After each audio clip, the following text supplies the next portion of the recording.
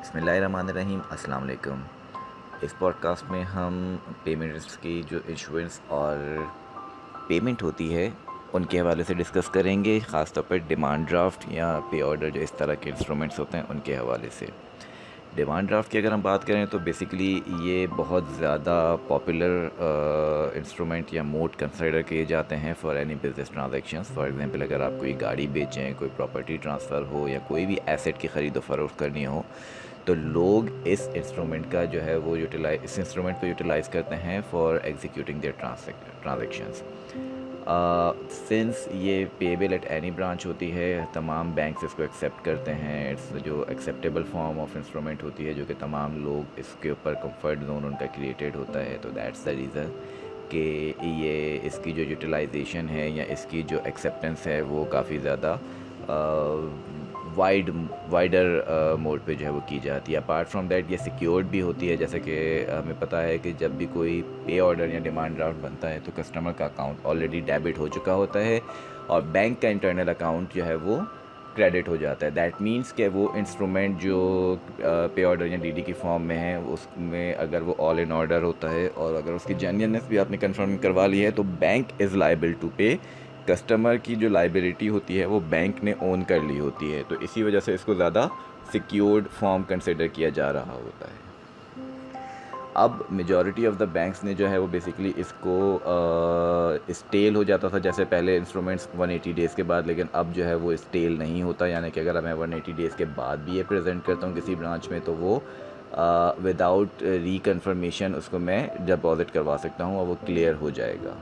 और ये बेसिकली इन क्रॉस्ड जो है वो इशू होते हैं, यानी बियरर नहीं होते, ये सिर्फ किसी अकाउंट में ही इनको डिपॉज़िट किया जा सकता है। अच्छा, इस इंस्ट्रूमेंट के हवाले से मैं अगर डिस्कस करता फिरूँ तो जो हमारी T24 एक कोर बैंकिंग सिस्टम है जो कि majority of the banks use कर रहे हैं, तो उनमें इस इंस्ट्रूमेंट की जो प्रोसेसिंग होती है वो इस तरह से होती है कि जब तक एक इंस्ट्रूमेंट आपका क्लियर या थ्रू ना हो जाए उस वक्त तक दूसरा इंस्ट्रूमेंट लाइन में नहीं लग सकता। सिस्टम में कोर बैंकिंग सिस्टम की बात हो रही है। कहने का मकसद ये है कि अगर लेट सपोज़ एक ब्रांच है, नर्सरी ब्रांच में एक पीएसओ हैं सलमान साहब के पास एक रिक्वेस्ट आती है पे ऑर्डर की। उन्होंने इंस्ट्रूमेंट जो है वो उसकी डिटेल्स डाल दी अपनी T24 में, और जब तक उनका बीएसएम जो है, जो लेट सपोज़ बीएसएम भी उनके जो हैं वो कोई कामरान साहब जब तक उसको ऑथोराइज़ करके उसका पे ऑर्डर का प्रिंट नहीं ले लेंगे उस वक्त तक सलमान साहब जो है वो दूसरा पे ऑर्डर इनपुट नहीं कर सकते।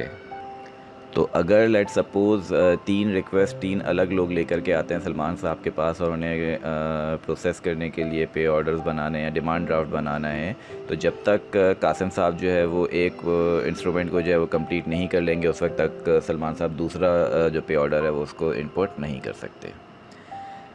इसकी क्लियरिंग भी सेम चेक्स की तहत ही होती है, यानी कि जिस तरह चेक जो है वो डेजिग्नेटेड ब्रांच को पहुंचाया जाता है, निफ्ट भी जो है वो डिमांड ड्राफ्ट को जो है वो करीबी ब्रांच में, जैसे फॉर एग्जांपल अगर हमने कराची की शारा फैसल ब्रांच से कोई पे ऑर्डर बनवाया, डिमांड ड्राफ्ट बनवाया है, डिमांड ड्राफ्ट की एग्जांपल मैं कोट कर रहा हूँ, और वो कोयटा की जरगून ब्रांच में जो है वो प्रेजेंट होता है, तो वो इंस्ट्रूमेंट क्लियर होने के लिए कराची नहीं आएगा बल्कि कोयटा की ही किसी डेजिग्नेटेड ब्रांच में जा कर के वो क्लियर उसकी सेटलमेंट हो जाएगी। और एक बहुत इंपॉर्टेंट चीज़ ये है कि जो आपके बैंकर्स चेक होते हैं ये किसी थर्ड पार्टी के अकाउंट के लिए नहीं बनाए जा सकते। यानी अगर सलमान साहब को कोई अप्रोच करता है, कोई इमरान साहब जो हैं वो सलमान साहब को अप्रोच करके कहते हैं कि आप इमरान साहब के चेक बुक यानी कि इमरान साहब के अकाउंट से और इमरान साहब के चेक पे मोहतशिम साहब का जो है वो पे ऑर्डर बना दें कि इमरान साहब के अकाउंट से जो है वो पे ऑर्डर बन रहा है, लेकिन पे ऑर्डर में जो ऑन अकाउंट ऑफ का जो नाम आएगा वो मोहतशिम साहब का आ जाए, तो ये पॉसिबल नहीं है। इसकी इशुएंस जो है उसमें भी दो तरह की होती हैं। इट्स मोस्ट लाइकली सेम है CDR इशुएंस। इसकी दो तरह से इशुएंस होती है, एक अकाउंट के ज़रिए, एक कैश के ज़रिए। ठीक है जी, सेम चार्जेस जो हैं वो अगर आप कैश के थ्रू बनवाते हैं तो उसके ज़्यादा होते हैं। अकाउंट के थ्रू अगर आप बनवा रहे हैं जो अकाउंट होल्डर्स के लिए, तो उनको एक चेक लाना ज़रूरी है और एक अकाउंट इसका जो एप्लीकेशन फॉर्म होती है जो अकाउंट होल्डर्स लेकर के आएंगे इंस्ट्रूमेंट के इशुएंस की, दोनों पे उनके साइन होने चाहिए और वो साइन आपके SS कार्ड से मैच होंगे। एप्लीकेशन फॉर्म में अगेन बेनिफिशियरी एप्लीकेंट की तमाम इन्फॉर्मेशन होगी, जिसके नाम पे डिमांड ड्राफ्ट बनाना होगा उसकी भी इन्फॉर्मेशन होगी। देन सीबीसी की जाएगी अगर अमाउंट का थ्रेशोल्ड जो है वो ब्रीच हो रहा है, और अकाउंट में जो है वो पैसे चेक किए जाएंगे, चेक की स्क्रूटनी की जाएगी। In case all thing is in order तो फिर डेफिनेटली जो भी ऑथराइज्ड ऑफिसर होगा उसको सिस्टम में पोस्ट कर देगा, और ऑथराइज़र ने जो है वो वेरिफिकेशन के बाद एंट्री ऑथराइज़ करनी है और उसका प्रिंट आउट निकाल लेना है इंस्ट्रूमेंट का। याद रहे तमाम चीज़ें जो हैं वो कंप्यूटराइज्ड होंगी। प्रिंट आउट जो है उसमें भी जो नाम ऑलरेडी वीएसओ ने इनपुट किया हुआ है सेम नाम बाहर आएगा, उसी में प्रिंट आउट हो करके जो है वो आपके पास आएगा। आप उसमें मैन्युअली कोई भी चीज़ अमेंड नहीं कर सकते। वेयर सेम चीज़ अगर आपके पास कैश में आप बना रहे हैं तो कैश में बनाने के लिए आपने नेम स्क्रीनिंग करनी होगी बेनिफिशियरी और एप्लीकेंट की, कि कोई प्रोस्क्राइब्ड इंडिविजुअल ना हो। कैश रिसीव करेंगे चार्जेस और टैक्स के साथ, और कस्टमर का साइन वेरीफाई होगा CNIC के साथ। सारी चीज़ें इन ऑर्डर होंगी। टेलर जो है वो सिस्टम में इनपुट करेगा और ऑथराइज़र वेरीफाई करके उसका प्रिंट आउट ले लेगा। यहाँ भी ये चीज़ याद रखिएगा कि एक वक्त में एक ही इंस्ट्रूमेंट जो है वो प्रोसेस हो सकता है। इन केस एजुकेशनल इंस्टीट्यूशंस के लिए जो है वो आप इंस्ट्रूमेंट बना रहे हैं तो वहाँ आपके सिस्टम पे जो है वो एक एंट्री आ रही होती है, वहाँ पे आप उसको एजुकेशनल जब सेलेक्ट करते हैं तो वो चार्जेस अकॉर्डिंगली उसके जो SOCs के हिसाब से वो चार्ज करता है एजुकेशनल इंस्टीट्यूशंस के। इसके साथ साथ हम एक सिनेरियो डिस्कस कर लेते हैं कि लेट सपोज़ अगर हमने डिमांड ड्राफ्ट जो है वो इशू करके देना है और इलिटरेट अकाउंट होल्डर है, तो यहाँ पे हमें इलिटरेट अकाउंट होल्डर को बेसिकली फैसिलिटेट करने के लिए एक विटनेस की ज़रूरत होगी, और इलिटरेट अकाउंट होल्डर अपनी पेरेंट ब्रांच को विज़िट करेगा along with the literate witness, जो कि उसे पर्सनल कैपेसिटी में जानता हो दोनों एक दूसरे को। लिटरेट विटनेस जो है वो बैंक ऑफिशियल लिटरेट विटनेस को और कस्टमर को जो है वो वर्बली वेरीफाई करेंगे। चेक के भी पर्टिकुलर्स और एप्लीकेशन फॉर्म के भी पर्टिकुलर्स, दोनों की में जो डिटेल्स मेंशन है वो बैंक ऑफिशियल उन्हें बताएगा। इलिटरेट अकाउंट होल्डर जो है वो फिर on the very same instant अपने दोनों थंब इम्प्रेशंस जो है वो चेक पर और एप्लीकेशन फॉर्म पर एम्बेड करेगा। ब्रांच ऑफिशियल जो है वो साइन ऑफ करेगा चेक पर, ठीक है जी। और जो विटनेस है, जो लिटरेट विटनेस साथ आया था, वो बेसिकली चेक पर भी और एप्लीकेशन के ऊपर भी एक कंफर्मेशन देगा अपनी रिटन में कि उसने वर्बली दोनों के पर्टिकुलर्स, चेक के ऊपर चेक के पर्टिकुलर्स, एप्लीकेशन फॉर्म के ऊपर एप्लीकेशन फॉर्म के पर्टिकुलर्स कस्टमर को समझा दिए हैं। जहाँ तक जॉइंट अकाउंट होल्डर्स की बात है, अगर तमाम जॉइंट अकाउंट होल्डर्स जो हैं वो इलिटरेट हैं तो वो सेम प्रोसीजर फॉलो करेंगे। अगर जो एक जॉइंट अकाउंट होल्डर जो है वो लिटरेट है और एक इलिटरेट है और ऑपरेटिंग जो इंस्ट्रक्शंस हैं वो ईदर और सर्वाइवर हैं, तो लिटरेट कस्टमर का जो सिग्नेचर है वो उसके थ्रू जो है वो without any witness requirement follow किया जा सकता है इसके ऊपर। लेकिन अगर इलिटरेट आएगा तो उसको सेम विटनेस वाली कस्टमर जो कंडीशन है वो फॉलो करनी पड़ेगी।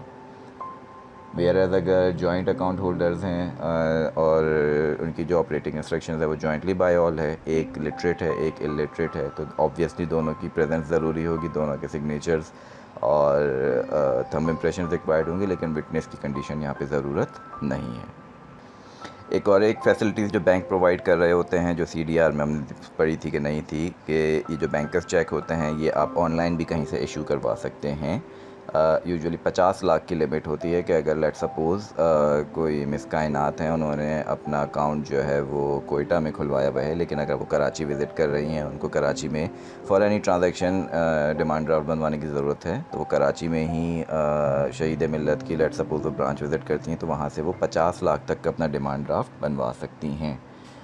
सेम वर्जन ऑफ इशुएंस जो है वो ब्रांच ऑफिसर वो यूज़ करेगा अकाउंट के लिए। यहाँ पे कंडीशन ये है कि वो रेगुलर होना चाहिए, कोई इस पर लिमिटेशन नहीं लगी हुई होनी चाहिए, और कोई एक्स्ट्रा चार्जेस भी उसके ऊपर लागू नहीं होंगे। लेकिन अगर लेट सपोज़ मिस कायनात यहाँ से कोयटा वापस चली जाती हैं और उसके बाद उन्हें पता चलता है कि वो डिमांड ड्राफ्ट उन्हें किसी वजह से वापस कैंसिल करवाना पड़ेगा, तो वो वहाँ कोयटा में किसी ब्रांच से कैंसिल नहीं करवा सकती, उन्हें इस इंस्ट्रूमेंट को वापस यहाँ भेजना पड़ेगा, खुद आना पड़ेगा जिस ब्रांच से उन्होंने इंस्ट्रूमेंट बनवाया है for the cancellation purpose.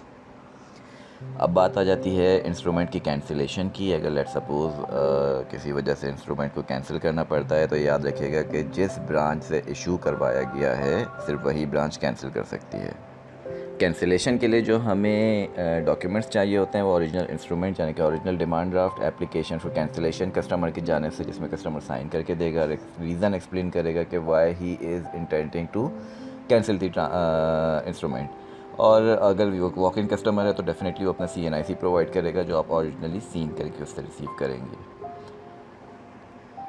Then जनाब, अगर लेट सपोज़ किसी वजह से कोई आसिम साहब हमारे एक अकाउंट होल्डर हैं, वो इंस्ट्रूमेंट इशू करवाते हैं और लेकर के चले जाते हैं और किसी वजह से उनसे मिसप्लेस हो जाता है और फिर वो दोबारा आते हैं डुप्लिकेट इशूएंस के लिए, तो वो ऐसा नहीं कर सकते कि वो किसी और ब्रांच में जो उनको कन्वीनियंट हो रही हो या करीबी हो, बल्कि जिस ब्रांच से उन्होंने इशू करवाया है सिर्फ उसी ब्रांच से वो डुप्लिकेट भी इशू करवा सकते हैं। यानी कि जिससे ओरिजिनली उन्होंने इंस्ट्रूमेंट इशू करवाया है, इर्रिस्पेक्टिव ऑफ द फैक्ट कि वो उनकी पेरेंट ब्रांच है या नहीं है, क्योंकि जो डिमांड ड्राफ्ट है ये आप किसी रिमोट ब्रांच से भी इशू करवा सकते हैं। लेकिन अगर एक दफ़ा आपने इंस्ट्रूमेंट इशू करवा लिया और उसकी डुप्लिकेट इशूएंस के लिए आपको सेम ब्रांच को अप्रोच करना पड़ेगा।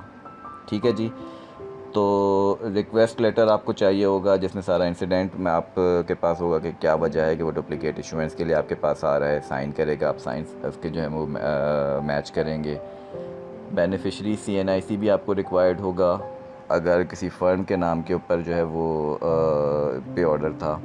दैन इंडेमनिटी बॉन्ड आपको रिक्वायर्ड होगा और FIR या फिर रोज़नामचा आपको जो है वो रिक्वायर्ड होगा, चूँकि ओरिजिनल जो आपका अगर लॉस्ट हुआ है तो फिर वो आपको उसके अगेंस्ट जो है वो FIR भी रिक्वायर्ड होगी। ये तमाम चीज़ें रिसीव करने के बाद आप सिस्टम में अपने इंस्ट्रूमेंट का स्टेटस जो है वो लॉस्ट